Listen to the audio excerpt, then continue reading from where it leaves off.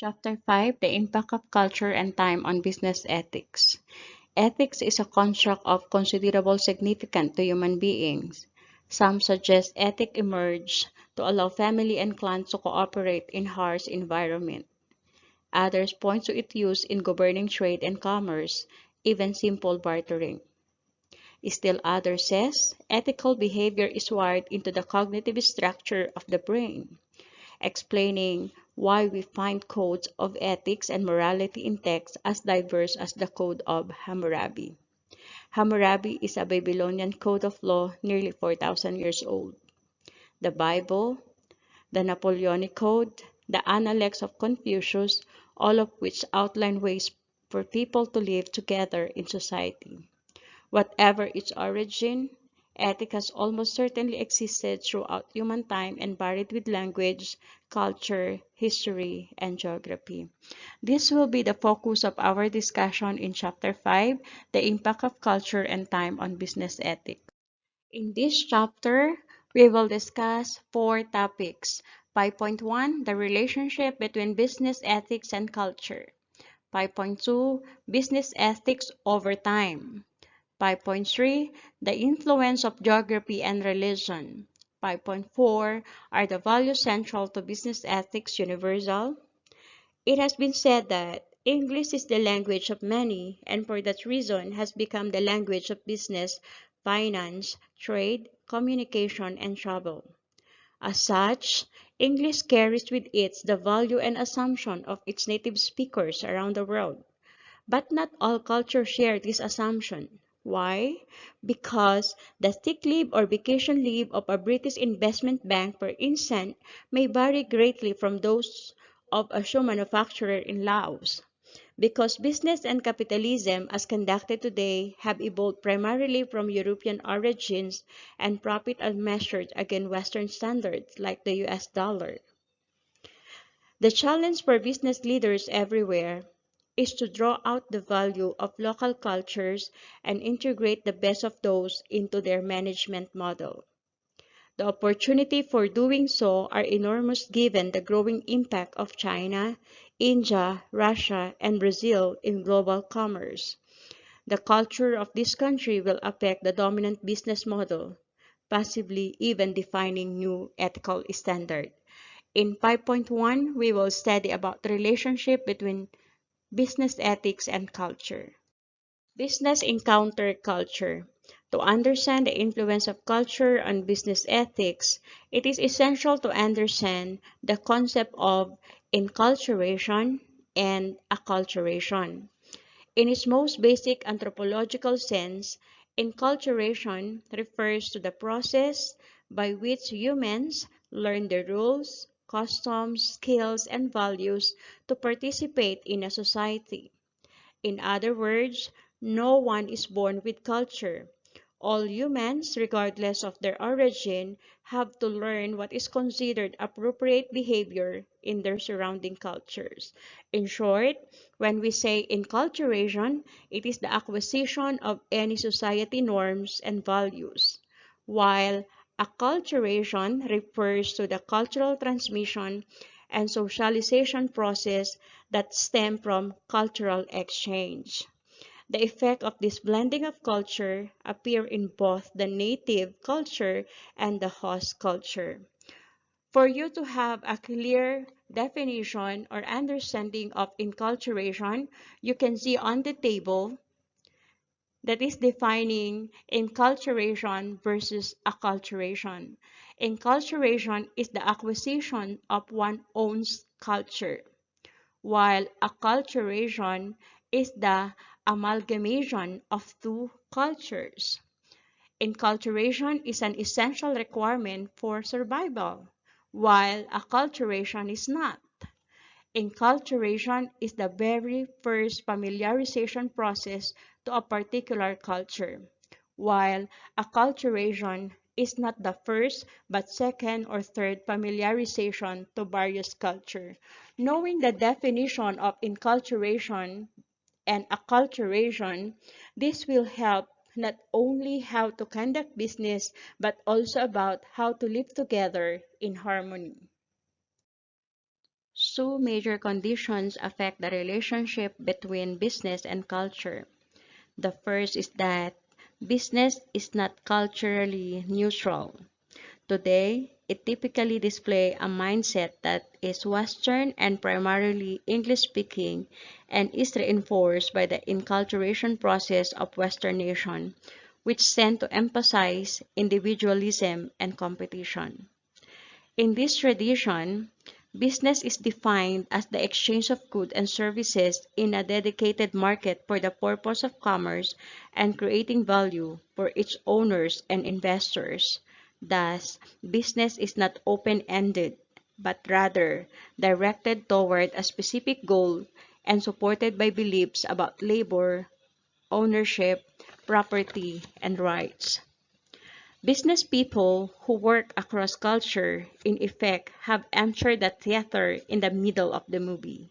And then, they must perform the translation work of business to put their understanding and approach into local cultural idioms.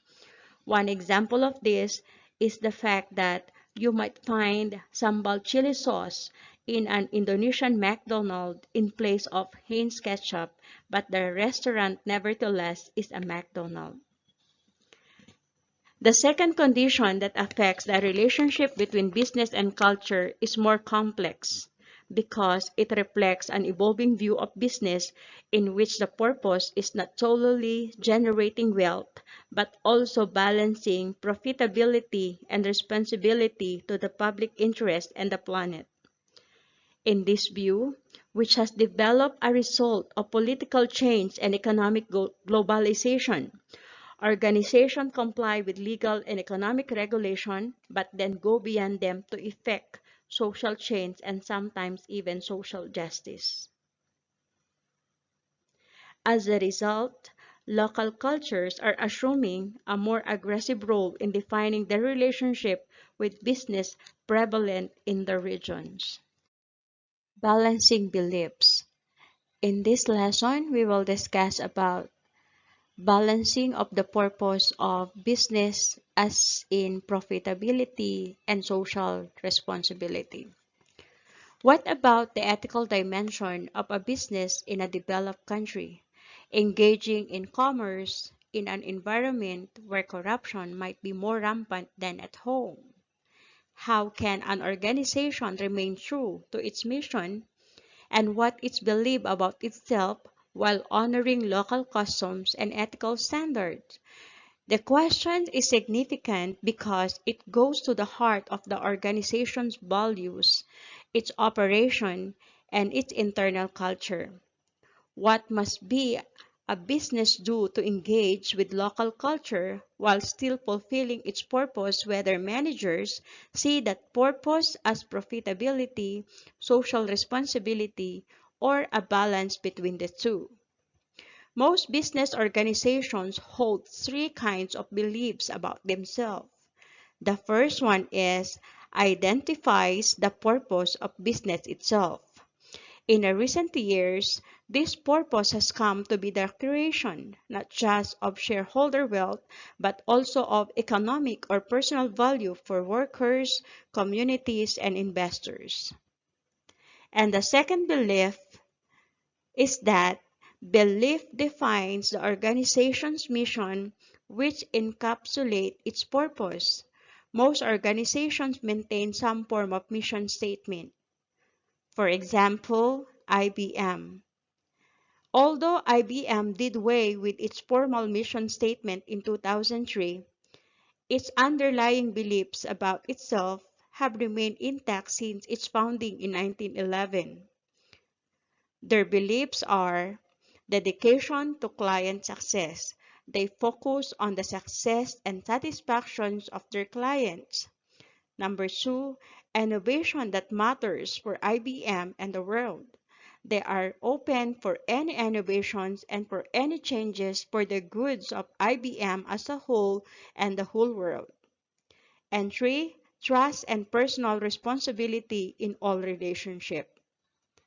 President and Chief Executive Officer Jenny Rothmity stated that Company remains dedicated to leading the world into a more prosperous and progressive future, to creating a world that is fairer, more diverse, more tolerant, and more just. On the previous slide, we discussed most business organizations hold three kinds of beliefs about themselves. Number one is identify the purpose of business itself. Number two, belief defines the organization mission. And number three, businesses are also go through the process of inculturation. As a result, they have certain beliefs about themselves, drawn from the customs, language, history, religion, and ethics of the culture in which they are formed. One example of a company whose ethics and ethical practices are deeply embedded in its culture is Merck and Company. Merck and Company is one of the world's largest pharmaceutical companies and known for its strong ethical values and leadership. As its founder, George W. Merck, once stated, "We try to remember that medicine is for the patient. We try never to forget that medicine is for the people. It is not for the profits. The profits follow, and if we have remembered that, they have never failed to appear. The better we have remembered it, the larger they have been." Culture is deeply rooted, but businesses may make their own interpretation of its accepted norms. Business performance is a reflection of what an organization believed about themselves. As in the example, IBM and Merck. Those beliefs in turn spring from what the individual in the organization believe about it and themselves, based on their communities, families, personal biographies, religious belief, and educational background. We have to keep in our mind, my dear student, that unless key leaders have a vision for the organization and themselves and a path to achieving it, there can be no balance of belief between profitability and responsibility or integration of business with culture. At this point, we will discuss our second topic, which is 5.2 Business Ethics over Time. Beside culture, the other major influence in the development of business ethics is the passage of time. Ethical standards do not remain fixed. They transform in response to evolving situations. Over time, people change, technology advances, and cultural mores shift. What was considered an appropriate or accepted business practice 100 or even 50 years ago may not carry the same moral weight it once did. However, this does not mean ethics and moral behaviors are relative. It simply acknowledges that attitude change in relation to historical events and that cultural perspective and the process of acculturations are not stagnant. The next lesson is shifts in cultural and ethical standard. We find an example of changing cultural mores in the fashion industry, where drastic evolution can occur even over 10 years. The changes can be more than simply stylistic ones. Clothing reflects people's views of themselves, their world, and their values. A woman in the first half of the century might be very proud to wear a fox stole, which is head and feet intact, as you can see in the picture wherein philanthropist Anne Morgan wearing fur stole in 1915.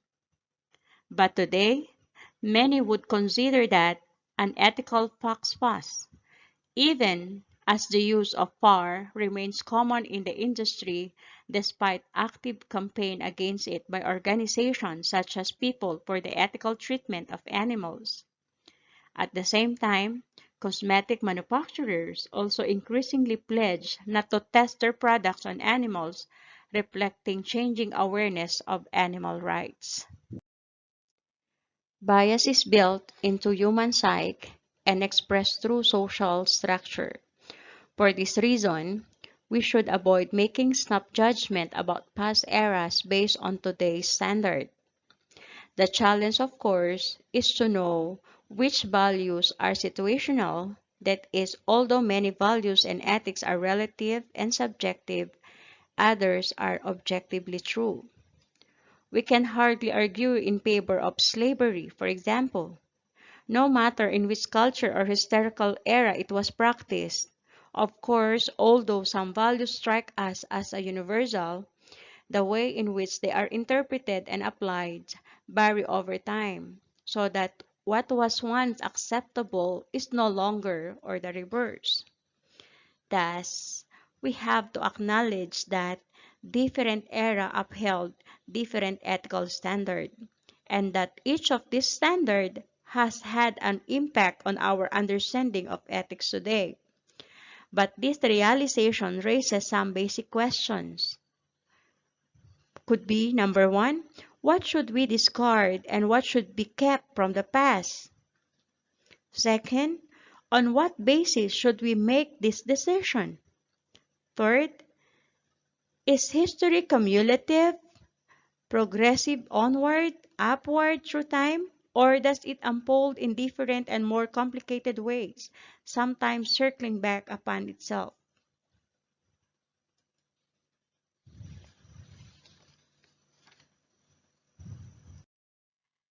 The major historical periods that have shaped business ethics are the age of mercantilism, the Industrial Revolution, the post-industrial era, the Information Age, and the age of economic globalization, to which the rise of the Internet contributed significantly. Each of this period has different impact on ethics and what is considered acceptable business practice. Unlike capitalism, which view wealth creation as the key to economic growth and prosperity, mercantilism relies on the theory that global wealth is static and therefore prosperity depends on extracting wealth or accumulating it from others. Under mercantilism, from the 16th to the 18th century, the explorations of newly opened markets and trade routes coincided with the impulse to colonize, producing an ethical code that valued acculturation by means of trade and open brute force. European powers extracted raw commodities like cotton, silk, diamond, tea, and tobacco from their colonies in Africa, Asia, and South America and brought them home for production. During the Industrial Revolution and the post-industrial era, in the 19th and early 20th century, business focused on the pursuit of wealth, the expansion of overseas markets, and the accumulations of capital. The goal was to earn as high a profit as possible for shareholders, with little concern for outside stakeholders. There are two people who are prominent during those times. The first one is Ida Tarbell. She was a pioneer of investigative journalism and a leading muckraker of the progressive era. Muckraker means it is a people who search and expose real and alleged corruption or scandal, especially politics and business. The other one, as you can see on the slide, is John D. Rockefeller. John D. Rockefeller is one of the richest and successful businessmen of his time. With the advent of the information and internet ages in the late 20th and early 21st century, a code of professional conduct developed for the purpose of achieving goals through strategic planning. In the past, we noticed that ethical or normative rules were imposed from above to lead people toward right behavior as the company defined it. Now, however, more emphasis is placed on each person at a firm embracing ethical standard and following those dictate to arrive at the appropriate behavior, whether at work or when off the clock. One of the characteristics of the information age is access to information on unprecedented scale. This access transforms business and society and contribute to human flourishing and extension of business. What effect does time have on business ethics and how is this effect achieved? If we accept that business today has two purposes, profitability and responsibility, we might assume that business ethics is in much better position now than in the past to affect conduct across industry. However, much of the transformation of business over time has been the result of direct government intervention. One recent example is the Dodd-Frank Wall Street Reform and Consumer Protection Act that followed the financial crisis of 2008. The information age and the internet may even have facilitated unethical behavior by making it easier to move large sums of money around undetected, by enabling the spread of misinformation on a global scale, and by exposing the public to the theft and misuse of vast stores of personal data gathered by companies as diverse as Equifax and Facebook. Governmental regulation and legal interpretations have not been the only avenues of change over the past century. The growing influence of consumers have been another driving force in recent attempts by businesses to self-regulate and voluntarily comply with global ethical standards that ensure basic human rights and working conditions. One of which is the United Nations Global Compact. Its mission is to mobilize companies and stakeholders to create a world in which businesses align their strategies and operation with a set of core principles covering human rights, labor, the environment, and anti-corruption practices. The Global Compact is a voluntary initiative based on CEO commitment to implement universal sustainability principle and to undertake partnership in support of UN goals. We are now on the third topic, which is 5.3, the influence of geography and religion. Business ethics guide people to practice commerce professionally and honestly, and in a way that permits as many as possible to flourish. However, we learn that ethical standard by which business is conducted can vary depending on culture and time. So, just like culture and time, geography and regional cultural practices also play a significant role in business. Global relationships teach us to be sensitive, not just to other languages and customs, but also to other people's worldview. A company looking to move its production to another country may be interested in setting up supply, distribution, and value chains that support human rights, worker safety, and equity for women. While the local culture is excited about the economic benefits it will gain from the company's investment in employment and the local tax base and infrastructure, this goal need not to be in conflict, but they must be integrated instead if the company is to reach an ethical sound agreement with the host country. To make it successful, dialogue and openness are crucial to this process, the same in every kind of relationship. Geography affects a business relationship with almost any type of stakeholder, from stockholders and employees to customers, the government, and the environment. Hence, the growing importance of localization. Localization means the process of adapting a product for non-native environments and languages, especially other nations and culture. Such adaptation often starts with language translation, but may include customizing content or products to the tastes and consumption habits of the local market, converting currency, dates, and other measurement to regional standard, and addressing community regulations and legal requirements. One element of business culture you may not realize is based on local custom and culture is the notion of time. The concept of time is business. For example, people's approach to punctuality vary widely in different cultures. Consider, for example, that in United States, we might speak of a New York minute, or we can have nick of time, or it could be 11th hour, and so on. Such expression makes sense in a culture where the enculturation process emphasizes competition and speed. But even among Western business culture, conception of time can differ.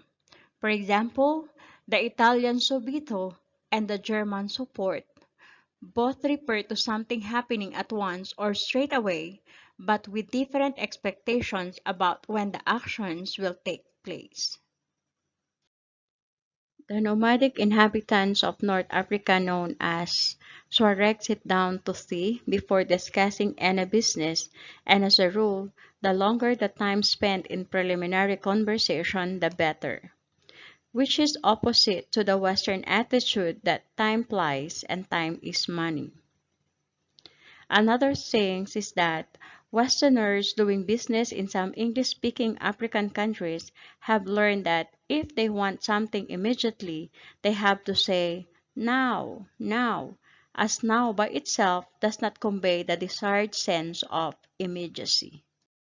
Another aspect of international business relationship is the question of personal space. In Nigeria, for example, standing either too close or too far from someone to whom you are speaking might be seen as impolite. In some cultures, touch is important in establishing connection, whereas in others, it may be frowned upon. As a general rule, contact cultures where people can stand closer together when interacting, touch more, and have more frequent direct contact are found in South America, the Middle East, and Southern Europe. While non-contact cultures, where eye contact and touching are less frequent and there is less physical proximity during interactions, are in Northern Europe, the Far East, and the United States. So, seemingly, handshake to cement a new business relationship might be viewed very different depending on where it occurs and who is shaking hands. A major factor in the difference that geography and culture make in our ethical standard is the influence of religious practice. For example, just as the current debate over the redistribution of goods and services has Christian roots, so the Industrial Revolution in England and Northern Europe looked to Protestant Christianity in particular for the value of frugality, hard work, industriousness, and simplicity. Until the 17th century, religion and ethics were nearly inseparable. Many believed that people could not be persuaded to do the right thing without the threat of eternal damnation. By the time of the Industrial Revolution and post-industrial eras, Protestantism and its value of frugality, hard work, and simplicity had helped create a culture of individualism and entrepreneurship in the West, particularly in Great Britain and United States. No one was more convinced of the link between religious faith and success in business than Rockefeller, who clung to his Baptist faith from his early years until his death in 1937. Rockefeller's concept of stewardship is an attitude toward money and capital that stresses care and responsibility rather than pure utility. It can be found across cultures and religions in various forms, and there are many similarities among the Judaic, Islamic, and Christian views of money and its uses toward a greater end. All three of these religions teach that no harm should be done to others, nor should people be treated as means toward a material end like wealth. But how we can accommodate the differences across time, region, and culture that we discuss in this chapter. To accommodate it, the United Nations General Assembly in December 1948 adopted the Universal Declaration of Human Rights. It contains a list of basic human rights such as the right to life, liberty, due process, religion, education, marriage, and property. Business ethics will have to balance all of these factors when adopting standard of conduct and local practices. We are now on the last topic of this chapter, which is 5.4. Are the values central to business ethics universal? One of the perennial themes in business ethics is the difference between relative and absolute value. Is it possible to identify a set of universal values that is consistent across cultures and time? We might begin with always honoring the terms of a contract, consistently treating customers and partners with honesty, and never cheating. In this topic, we will discuss about values as central to business ethics universal. Is there a set of universal values that all can endorse? Are there human values that apply everywhere despite differences in time, place, and culture? If not, and if ethical standards are relative, are they worth having? Again, the UN Universal Declaration of Human Rights is a useful starting point for the way business can conduct itself. According to the Union International des Avocats, an international non-governmental association of legal professionals, corruption means corrodes the democratic principle of accountability, equality, and transparency. And for the UN Convention Against Corruption, corruption hurt the poor disproportionately by diverting funds intended for development, undermining a government ability to provide basic services, feeding inequality and injustice, and discouraging foreign and aid investment. Corruption appears to exist everywhere, so it would seem to require a persistent and consistent answer everywhere. Can business ethics provide one? Can business ethics can able to solve corruption? Business ethics exists on three levels: the individual, the organizational, and the societal. At the organizational and societal levels, laws, regulations, and oversight can go a long way toward curtailing illegal activity. But at the individual level, when corruption takes place, it is a matter of conscience. Corruption can be defeated only by individuals acting in accordance with their conscience and being supported by the system and corporate culture that encourage such action. Transparency, whistleblower programs, ethics training, and modeling of appropriate behavior by upper management can create the condition for employees to act ethically. But conscience is a personal phenomenon. So, the work of national, regional, and international organizations can limit corruption through enforcement and prosecution of cases. But corruption will not be reduced in any significant way unless efforts have been made to form individual conscience and teach practical ways to act on it. A hallmark of any profession is the existence of ethical guidelines, often based on values like honesty, integrity, and objectivity. Organizational responsibility is fairly straightforward. Comply with applicable local, state, national, and international regulations. Compliance can be immense task for industry like aerospace, pharmaceutical, banking, and food production due to the large number of employees involved. Personal responsibility is a different matter. It is either less clear what to do or harder to do it because of constant pressure to increase the organization's profitability and the perception that everybody else is doing it. In the United States, companies spend more than 70 billion annually on ethics trainings, and worldwide, the figure is more than double. Unfortunately, in the United States, much of this money is spent merely meeting the minimum requirements of compliance, so that if there is ever a problem with the Department of Justice or the Securities and Exchange Commission, the organization is insulated from criticism or liability because each employee have engaged in the recommended training.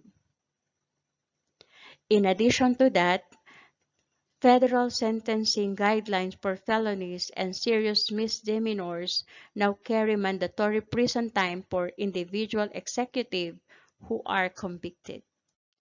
Many organizations focus on the letter of the law so that they can claim good faith in their effort to create an ethical environment. The damage done to an organization or government reputation due to scandal can be enormous and long-lasting. The 2017 conviction for bribery and embezzlement of Lee Jae-yong of Samsung Electronic was part of widespread corruption scandal that brought down the president of South Korea. Bribery was also at the heart of the PIPA, wherein the soccer official, marketing executive, and broadcasters were accused of racketeering, wire fraud, and money laundering by the U.S. Department of Justice in 2015. The Volkswagen emission scandal also began in 2015 when the Environmental Protection Agency cited the German automaker for violating the Clean Air Act by cheating on emission tests. Normative business ethics should address systemic issues such as oversight and transparency, as well as the character of individuals who make up the organization. Human flourishing may not be the immediate concern of business, but managers and employees have a significant impact on business performance. Giving employees common sense advice and training in practical ways to counter unethical behavior, as well as ethical role models at the top of the organization, can be more effective than prevention. There are programs that doing this kind of activity, such as giving voice to values.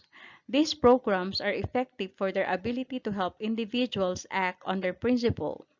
As effective as they may be, they beg the larger questions, not of how someone can act on what their conscience tells, but how to determine what their conscience is telling them in the first place. One model of the ethical behavior, sometimes called the humanistic business model, may provide the answer for businesses that wish to achieve the dual goal of human flourishing and responsible profits.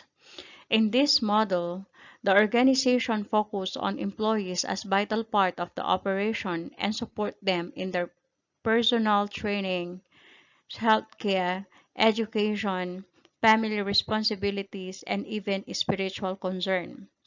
Leaders create positive relationships with stakeholders, including their employees, to cultivate investors' goodwill and because they believe in the underlying values of trust and authenticity.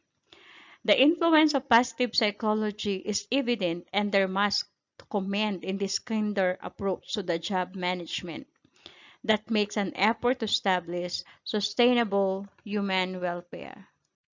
Finally, if normative business ethics is to recognize and ultimately be based on the individual, it must address another human trait, bias. Some bias is good, as in having a favorable disposition toward those who work hard in intellectually honest way. Bias also rewards those who support and nurture the best elements of culture, whether corporate, social, or political. But it becomes dangerous when people use it to blind themselves to the reality around them, reinforce hardened position even in the face of contradictory evidence, and shirk their responsibility as moral being. An example of bias occurs when employee engage in unethical activity because it has been sanctioned by higher ups. They abdicate personal responsibility by assigning blame elsewhere. However, no amount of rationalization of the fear for job loss, financial pressure, desire to please a supervisor, and the rest can justify such behavior because it diminishes moral agency, the self-awareness, freedom, and ability to make choices based on our perceptions of right and wrong.